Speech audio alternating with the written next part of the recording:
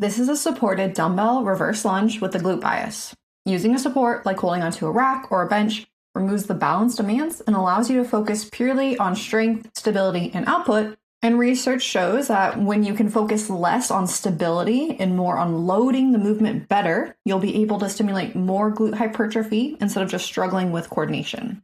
Now, a glute biased reverse lunge emphasizes the glute max in its lengthened position, meaning its hardest point is at the bottom when the glutes are fully stretched. That bottom position is the hardest part of the movement because that glute is stretched and it needs to generate force to bring the hips forward again. So as you stand back up, the movement becomes easier and then tension shifts off of the glute because the joints begin to stack. All that means is that squeezing at the top does not contribute to any glute growth because at the top, there's just almost no meaningful tension on the glute. All of the work is really done at the bottom as we're driving forward up to that top position. So if you need to think about a squeeze, well, a squeeze at the top does really nothing. So instead, think about engaging and contracting or squeezing the glute from the bottom position to help drive those hips forward.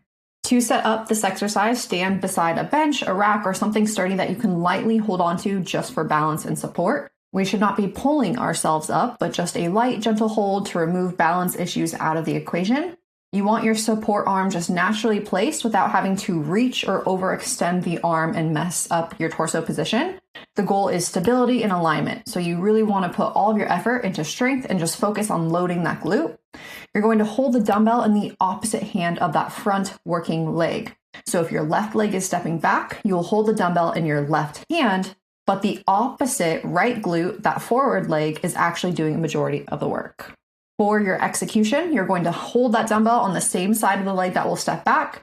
Take a step backward from the bench or support that you're using. And as you step back, allow your torso to lean forward slightly as you lower into that lunge.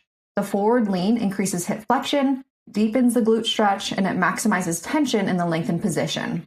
All of that to say, it just helps pull the emphasis away from the quads and onto the glutes where we want it for this variation.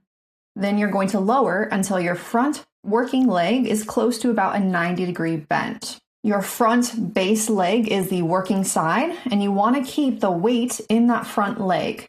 And that back leg that steps back is purely for balance. You want a light little toe tap, but we're not shifting the weight onto that back leg or pushing off of the back leg with momentum. So as you step back, keep that back leg light and avoid pushing through it.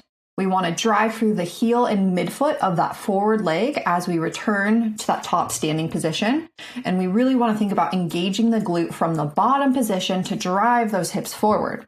And through the movement, we want to keep a nice neutral torso with those ribs stacked, pushed down, pelvis neutral. And again, we're still just using that support only to help balance yourself, but not pull yourself upward as we're driving up to that top position. So let's go into some common mistakes. A very common mistake is staying completely upright with that chest facing, that front wall in front of you. And what that's going to do is just shift the tension more so towards the quads. So we want to allow that slight torso lean forward to help stretch the glute and keep the emphasis on the glutes.